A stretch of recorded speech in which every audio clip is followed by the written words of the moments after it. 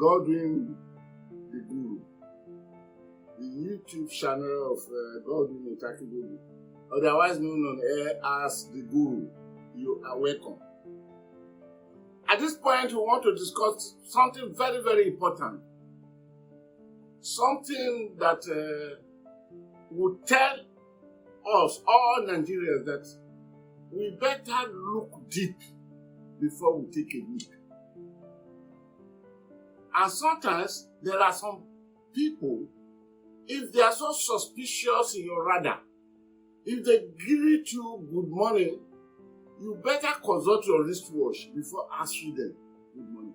Otherwise, you might be misled by the factor of not consulting your wristwatch to tell somebody or to respond good morning when it was really good evening, or good deep afternoon, or good night.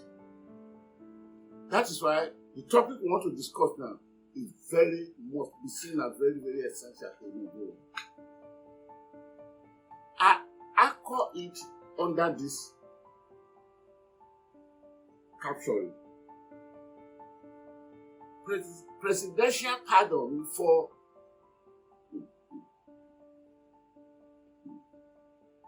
Dariye and Nyame, or Nyame, is Buhari's public endorsement of corruption. I repeat, presidential pardon for Dariye and Nyame is President Buhari's public endorsement for corruption. Somebody might want to ask them, what is the Guru saying?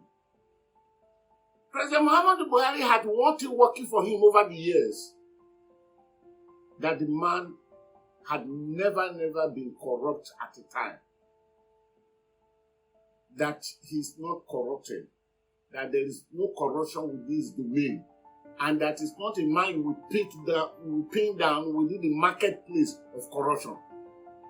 It is for this thing that when he went public crying on the third time of winning the Nigeria presidency, he said he was doing it for sake of Nigerians, and now that he has lost this time, he will come out publicly again to campaign for the office. But Nigeria had lost a great chance. And many people accepted it. But when APC was formed, more by the striking strokes of the Jagaban of Bogu, Ahmed Bola Tinubu, the Ashiwaju, and the national leader of the APC. The candidature of Buhari, based on the platform of not corruptible, sold the party so fast that most Nigerians will say, good luck, Jonathan, go and sleep. Good luck, Jonathan, go away. You are too corrupt. Now we have gotten a man. Not too many Nigerians thought then that even if Muhammadu Buhari were to be incorruptible, were to be a man without traces of corruption, he was coming and he will appoint Nigerians as minister, he will appoint Nigerians to other offices. He will not be the one doing that. What is the credibility of those Nigerians that he will bring in? If some Nigerians had taken a deeper look and suspect the people that he will bring in, meaning the founding fathers of the APC, as it were, then maybe he would have had a change of mind. That's the one.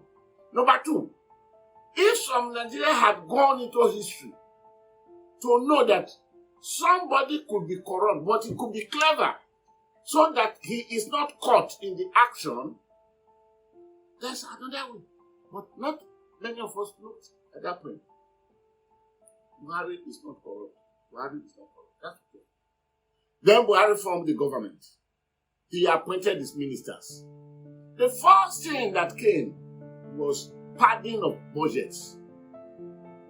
President Muhammadu Buhari made a public announcement that I have been a military governor. I have been a head of state, military head of state. In all, I have been the chairman of NNPC. But one thing I've never heard in my life, is budget padding. How he managed that section that delayed the budget at the National Assembly, one wouldn't know. Because I don't want us to go back to, because that is not the issue now.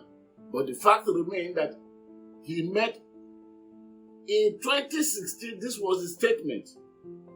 But in 2022, when he was to sign the budget into law, he now said that there will be difficulty in implementing this budget because the budget is padded by the National Assembly. And yet, he went ahead to sign it. The question as of that time was, had it been compromised from a man who knew nothing about padding of budget and agitated against, to a man who knew this budget is padded, yet signed it into law, saying that he will send additional supplementary budget to the National Assembly to fill the gaps of those padded areas? That itself spoke about corruption, because it spoke about compromise. No, that's not the issue now. Today, what we are going, just last week, President Muhammadu Buhari, we were told, after consultation with the federal, National Federal Court, they call it now, gave pardon to two important Nigerians that have become more important than other Nigerians. Full establishment of George Always Animal Farm, and 157 others. And the two people that are now more equal than other Nigerians, they are Joshua Shibi Dariye, governor of Plateau State at the time, and Johnny Nyama, Reverend Johnny Nyama, Nyama, who was governor, is it Taraba? Anyway, these two were sentenced to jail after 11 years of thorough investigation by the EFCC. After spending millions of pounds, maybe billions of dollars in the investigation. If you are thinking otherwise, let me explain to you. One of the two culprits, or the two, their matter originated from London.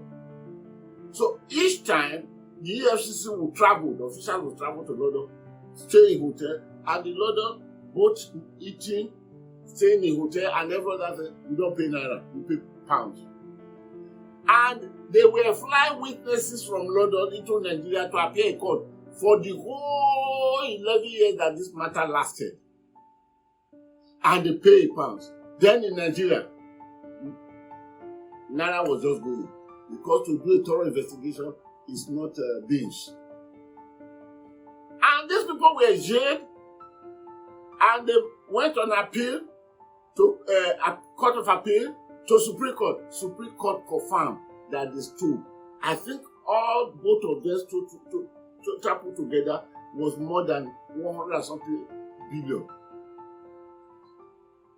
These were the two people that the anti-corruption czar of our time, President Muhammadu Buhari, who hates corruption, who announced to Nigeria that we better kill corruption before corruption kills Nigeria. That Nigeria, and whom since he arrived, the only song we are hearing him singing is that the PDP was too corrupt. Corruption. These were the people that Muhammadu Buhari had gone to give pardon. He pardoned them. Let us look at the trajectory, and let us see either we should weep for Nigeria, or we should weep for President Muhammadu Buhari, or who do we weep for?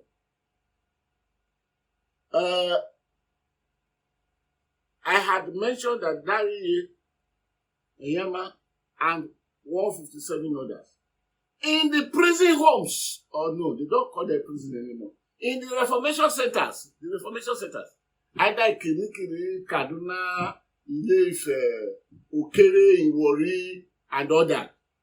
How many people are there sentenced for stealing chicken, for stealing gold, some for stealing wristwatch, So for stealing telephone, Nokia telephone of 4,000 naira, why didn't President Muhammadu Buhari just release all this one? This became the argument that Femi Falana pushed forward. This became the argument. What are the implications of what Muhammadu Buhari has done? We will come to that. And when we know the implication, then we will now know that what the man has done, either innocently or misled by advice, because there is a panel, there is a committee for prerogative of mercy, which is headed for now. The chairman of that committee is the Malami, Abaka Malami, Senior Advocate of Nigeria, the Attorney General of the Federation, and Minister of Justice. Either he was misled, or we shall come to the totality of the injury he had caused to the system. And that is our topic next. We shall discuss it. For now, let the Guru sign out.